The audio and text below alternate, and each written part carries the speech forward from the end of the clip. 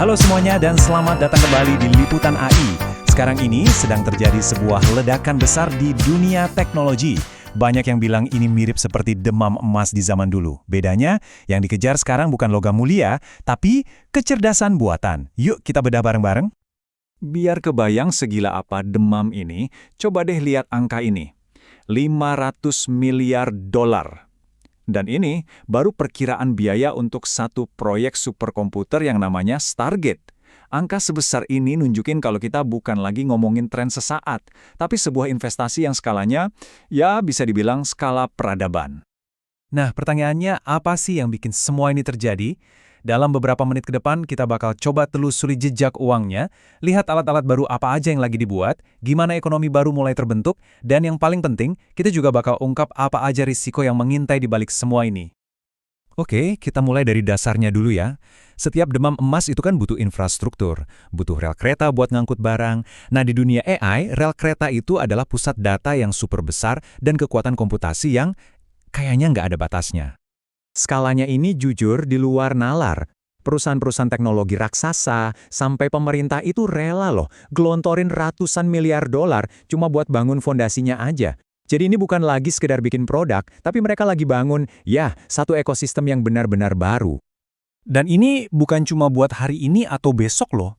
CEO Nvidia bahkan memprediksi kalau pengeluaran untuk infrastruktur AI ini bisa tembus 4 triliun dolar sebelum dekade ini berakhir. Ini tuh pertaruhan jangka panjang buat, bisa dibilang, membangun ulang dunia digital kita dari nol.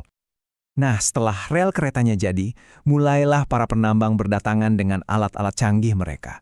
Kalau di dunia AI, alat-alat ini adalah model-model AI baru yang dirilis dengan kecepatan yang, jujur, bikin kita geleng-geleng kepala. Salah satu terobosan terbesarnya adalah kemampuan AI buat mengingat jauh lebih banyak informasi dalam satu waktu. Bayangin deh, model kayak Grok 4 Vest ini sekarang bisa memproses informasi yang setara dengan ribuan halaman buku hanya dalam satu kali perintah.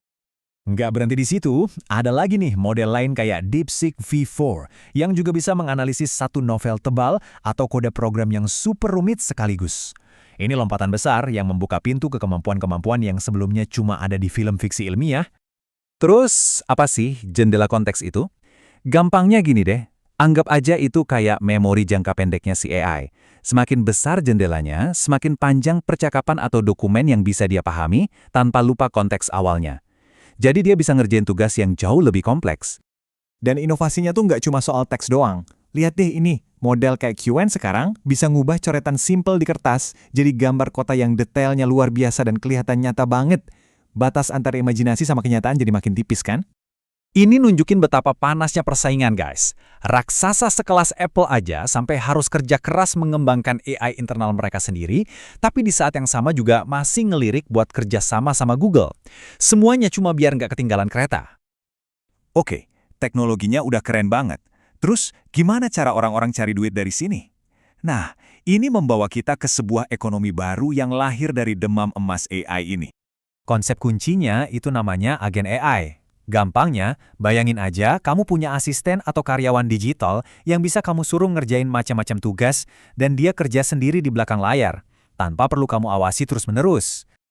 Nah, ini nih yang bakal mengubah cara kita beli software. Kalau dulu kita bayar langganan bulanan, mau dipakai atau enggak, sekarang modelnya mulai bergeser. Dengan AI, kita bisa jadi cuma bayar untuk hasil yang benar-benar kita dapatkan. Jauh lebih efisien kan?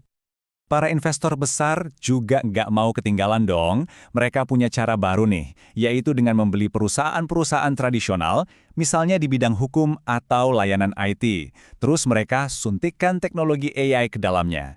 Tujuannya, buat melipat gandakan keuntungan. Ini strategi bisnis yang benar-benar baru. Tapi, ya namanya juga demam emas, pasti ada sisi gelapnya. Wilayah perbatasan digital ini bisa jadi tempat yang berbahaya, penuh dengan hype yang berlebihan, ancaman-ancaman baru, dan masalah yang nggak kita duga sebelumnya. Oke, kita mulai dari reality check dulu ya. Seorang ahli robotika ternama bilang investasi miliaran dolar yang digelontorkan ke robot-robot humanoid saat ini mungkin cuma buang-buang uang. Dia menyebutnya pemikiran fantasi. Ini jadi pengingat, kalau nggak semua yang kelihatan berkilau itu beneran emas.